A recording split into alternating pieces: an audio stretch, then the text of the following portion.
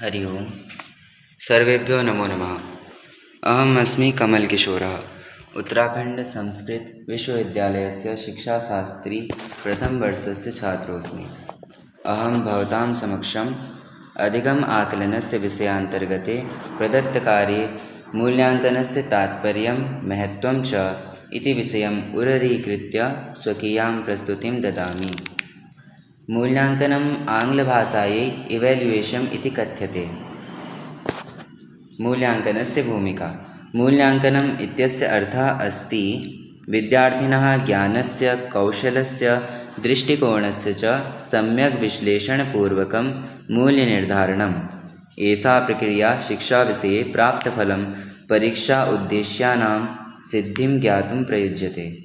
सरलतया कथ्यमाने मूल्याङ्कनं नाम ज्ञानस्य मापनप्रक्रिया या शिक्षकस्य शिक्षणप्रभावस्य च मूल्यनिर्धारणं भवति। वस्तुतः शिक्षा मानवजीवनस्य अत्यावश्यकं साधनम् अस्ति। केवलं पाठ्यवस्तुं पठित्वा अध्ययनं पूर्णं न भवति, अपितु यत् अधीतं तत् कियत्पर्यन्तं ग्राह्यं जातम् इति ज्ञातुं मूल्याङ्कनम् अनिवार्यं भवति। मूल्याङ्कनं शिक्षायां तादृशं प्रक्रिया अस्ति यया शिक्षकाः छात्राणां ज्ञानं, कौशलं, वृत्तिं च परीक्ष्य तेषां प्रगतेः अथवा परिष्कारस्य स्तरं निर्णयन्ति। मूल्याङ्कनं शिक्षणप्रक्रियायाः अन्तिमं किन्तु अत्यन्तं महत्त्वपूर्णं चरणम् अस्ति यत् पाठ्यवस्तुनः तथा शिक्षणपद्धतेः सम्यक् परिमाणं सूचयति। अधुना मूल्याङ्कनात् वयं किं प्राप्तुं शक्नुमः, मूल्याङ्कनस्य लक्ष्याणि किम् इति द्रक्ष्यामः।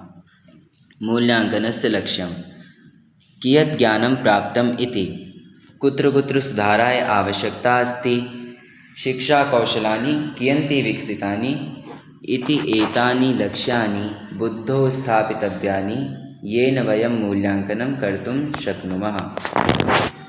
मूल्याङ्कनस्य प्रकारः। मूल्याङ्कनः त्रिविधाः भवन्ति। प्रथमं प्रारम्भिकं मूल्याङ्कनं डायग्नोस्टिक् इवेल्युएशन्। द्वितीयम् अस्ति सततमूल्याङ्कनं फॉर्मेटिव् इवेल्युएशन् इति। तृतीयम् अस्ति समाप्तिमूल्याङ्कनं सम्मेटिव् इवेल्युएशन्। सर्वप्रथमं प्रारम्भिकमूल्याङ्कनम् अस्ति डायग्नोस्टिक् इवेल्युएशन्। शिक्षणस्य प्रारम्भे यदा छात्रस्य प्रारम्भिकज्ञानं ज्ञातुं प्रयासः क्रियते तदा सः प्रारम्भिकमूल्याङ्कनम् इति उच्यते। प्रारम्भिकमूल्याङ्कनं नाम पूर्वज्ञानकौशलविवेकानां परीक्षणम्। अध्ययनारम्भे छात्राणां स्तरनिर्णयसाधनं भवति। उदाहरणं यथा गुरुः छात्रैः संस्कृतव्याकरणे संज्ञा, सर्वनाम, धातुः इत्यादीनां पूर्वपरीक्षणं करोति। द्वितीयमस्ति सततमूल्याङ्कनं फॉर्मेटिव् इवेल्युएशन्। शिक्षणप्रक्रियायां मध्ये मध्ये छात्रस्य प्रगतिः परीक्ष्यते। अयं मूल्याङ्कनः शिक्षायाः सुधाराय उपयुज्यते। शिक्षणप्रक्रियायाः प्रत्येकपदे शिक्षार्थीनां प्रगतेः नियमितं मूल्याङ्कनं कृत्वा तेषां ज्ञानदोषाणां परिष्कारार्थं क्रियते। अस्य उद्देश्यं केवलं परीक्षाफलं निर्धारणं न, अपितु शिक्षणस्य गुणवर्धनाय अपि अस्ति। संस्कृतव्याकरणविषये उदाहरणं यथा सन्धि इत्यस्मिन् पाठे छात्राः पठन्ति तर्हि प्रथमदिवसे सन्धेः परिभाषा, प्रकाराः इत्यादि शिक्ष्यते। तत्पश्चात् लघुप्रश्नाः यथा सन्धिः कः, कति प्रकाराः सन्ति इत्यादीनां प्रश्नं पृच्छति। तदस्मात् द्वितीये दिवसे स्वरसन्धेः उदाहरणानि अभ्यासेन सह रामधन ईशः इत्यत्र कः सन्धिः इति प्रष्टुं शक्नुमः। एवं प्रतिदिनं पाठ्यवस्तूनि आधारितं लघु अभ्यासेः छात्राणां ज्ञानं सततपरीक्षणं क्रियते। तृतीयमस्ति योगात्मकमूल्याङ्कनं सम्मेटिव् इवेल्युएशन्। शिक्षायाः अन्ते वार्षिकपरीक्षायाम् एव यत् परीक्षणं क्रियते येन समस्तज्ञानस्य परिमाणं ज्ञायते। योगात्मकमूल्याङ्कनम् इत्युक्ते शिक्षणकालस्य अन्ते अन्तिमे चरणे विद्यार्थिनां ज्ञानं, कौशलं च परीक्षाद्वारा मूल्याङ्कनम् अस्ति। एतद् मूल्याङ्कनं छात्रस्य सम्पूर्ण अध्ययनस्य परिणामं दर्शयति। यथा वार्षिकपरीक्षा, अर्धवार्षिकपरीक्षा, संस्कृतपाठ्यवस्तूनां दीर्घप्रश्नाः, लघुप्रश्नाः, अनुच्छेदलेखनं, रूपाणि, धातुपाठाः इत्यादयः प्रश्नाः सन्ति। मूल्याङ्कनस्य महत्त्वः इम्पोर्टेन्स् ऑफ इवेल्युएशन।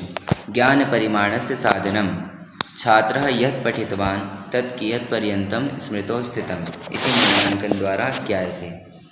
मूल्याङ्कनस्य माध्यमेन शिक्षकः ज्ञातुं शक्नोति यत् कति प्रतिशतं पाठ्यवस्तुं छात्रेण अवगतं जातम्।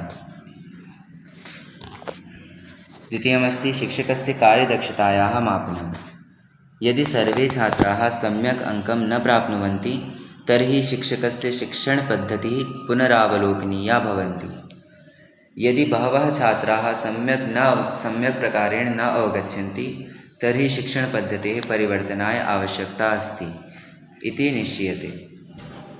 दुर्बलतायाः चिह्नं। मूल्याङ्कनं छात्रस्य दुर्बलविषयान् प्रकाशयति। अनेन शिक्षकोऽपि सम्यक् मार्गदर्शनं दातुं शक्नोति। दुर्बलाः छात्राः चिह्ननीयाः सन्ति, तान् विशेषसाहाय्यं दातुं शक्यते। उत्साहवर्धनम्। उत्तमं परिणामं प्राप्य छात्रः अधिकम् उत्साहेन पठति। अयं मनोबलवर्धनाय सहायकः भवति। मूल्याङ्कनात् प्राप्यमानम् अभिप्रायं छात्रं प्रेरयति, स्वप्रयत्ने वर्धयितुं शक्नोति। नीतिनिर्धारणाय सहायकं।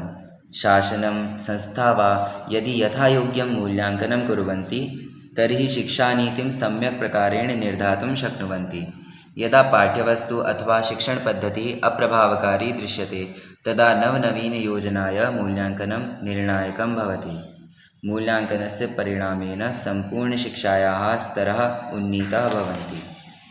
एतानि मूल्याङ्कनस्य महत्त्वाः वयं दृष्टवान्। अग्रे मूल्याङ्कनस्य उदाहरणं। मान्यतया कस्यापि विद्यालयस्य 10वीं कक्षायाम् एकः छात्रः वार्षिकपरीक्षायां गणिते न्यूनतमम् अङ्कं प्राप्नोति। मूल्याङ्कनस्य आधारोपरि शिक्षकः ज्ञातुं शक्नोति यत् सः सूत्रज्ञानं सम्यक् न प्राप्नोति अथवा प्रश्नानां समाधानपद्धतिः न स्पष्टा अस्ति। अनेन दृष्ट्या विशेषकक्षायाः आयोजनं कृत्वा तस्य परिष्कारः कर्तुं शक्यते। मूल्याङ्कनस्य उपसंहारः कन्क्लूजन् इति। संक्षेपेण वदामः चेत् मूल्याङ्कनं शिक्षायाः आत्मा एव अस्ति। एतद्विना न पाठ्यवस्तुं सम्यक् बोद्धुं शक्यते न च शिक्षणप्रक्रियायाः गुणवत्ता सुलभा भवति। मूल्याङ्कनं छात्रस्य, शिक्षकस्य शिक्षणपद्धतेः च दर्पणरूपेण कार्यं करोति। मूल्याङ्कनस्य महत्त्वम् अत्यन्तं विशदं भवति। मूल्याङ्कनं केवलं छात्राणां ज्ञानपरिमाणस्य मापनं न, अपितु शिक्षणप्रक्रियायाः प्रभावशीलतायाः अपि मापनं करोति। अस्य माध्यमेन शिक्षकाः शिक्षणपद्धतेः परिष्काराय अवसरान् प्राप्नुवन्ति। छात्राश्च स्वदोषान् ज्ञातयित्वा आत्मपरिष्काराय प्रयासं कुर्वन्ति।